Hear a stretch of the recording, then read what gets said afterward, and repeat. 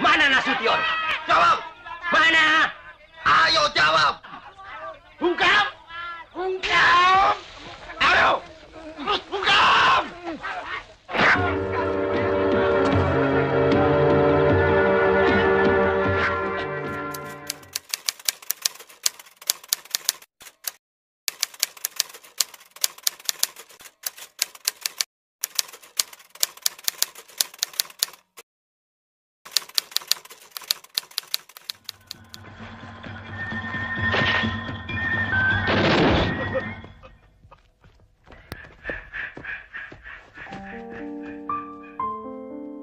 Assalamualaikum warahmatullahi wabarakatuh.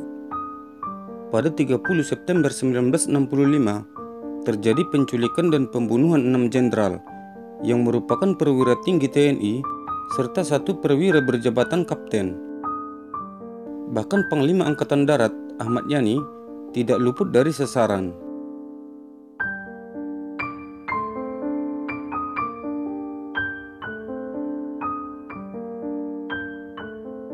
Saat itu, Satuan TNI Angkatan Darat mengalami guncangan hebat akibat aksi G30S PKI. Para perwira TNI Angkatan Darat ingin melakukan tindakan akibat peristiwa kelam yang telah merenggut jenderal TNI tersebut.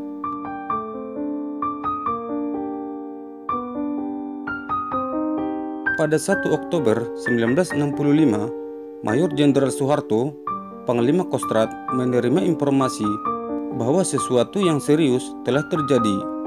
Beliau segera berangkat menuju markas Kostrad di Medan Merdeka Timur untuk menganalisis keadaan. Laporkan bahwa pasukan Kostrad banyak berada di sekeliling istana dan Monas.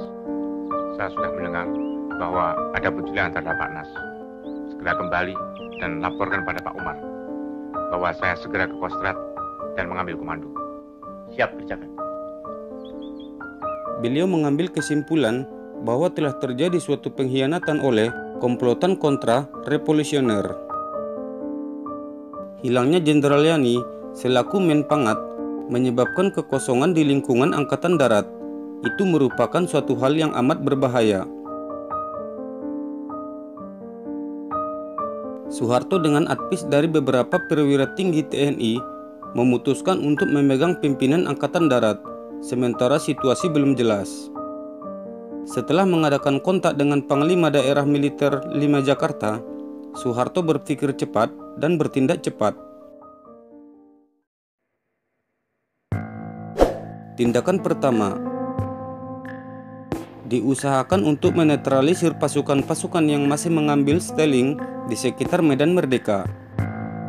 Pada pukul 16.00, menarik diri dari steling dan di bawah pimpinan Wadanyon Kapten Soekardi melaporkan diri kepada Soeharto.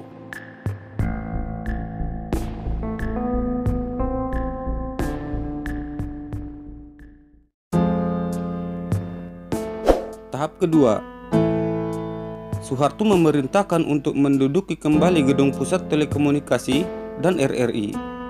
Tugas itu diserahkan kepada RPKAD dengan catatan sedapat mungkin menghindarkan pertumpahan darah.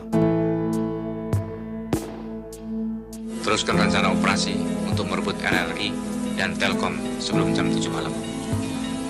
Saya akan beri pengumuman kepada rakyat melalui RRI. Siap, kami telah siap dengan pasukan. RPKAD dengan manuver yang jitu dalam waktu 20 menit saja telah berhasil menduduki kedua gedung itu tanpa melepaskan satu tembakan. Begitu RRI dapat kita kuasai, segera siarkan rekaman ini. Siap.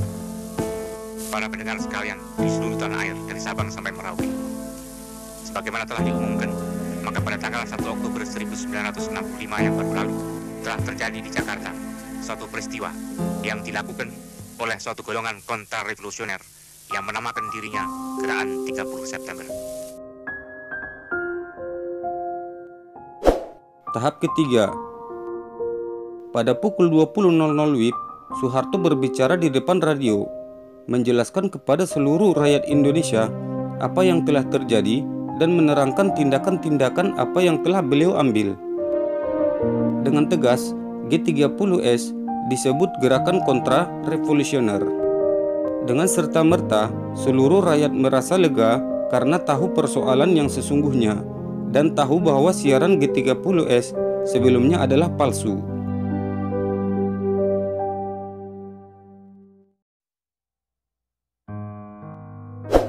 Tahap keempat, Soeharto mulai memberikan pukulan maut kepada komplotan G30S, yakni merebut pangkalan udara Halim. Tugas itu dipercayakan kepada RPKAD dengan bantuan Yon 328 Parakujang atau Siliwangi. Tugas konsolidasi di dalam kota diserahkan kepada Kodam 5 Jaya dengan bantuan KKO, AL, dan Brimob Akri. Tahap keempat itu baru dilaksanakan keesokan harinya pada tanggal 2 Oktober 1965 dan berhasil dengan baik. Dengan demikian, selesailah sudah kisah petualangan G30S di ibu kota.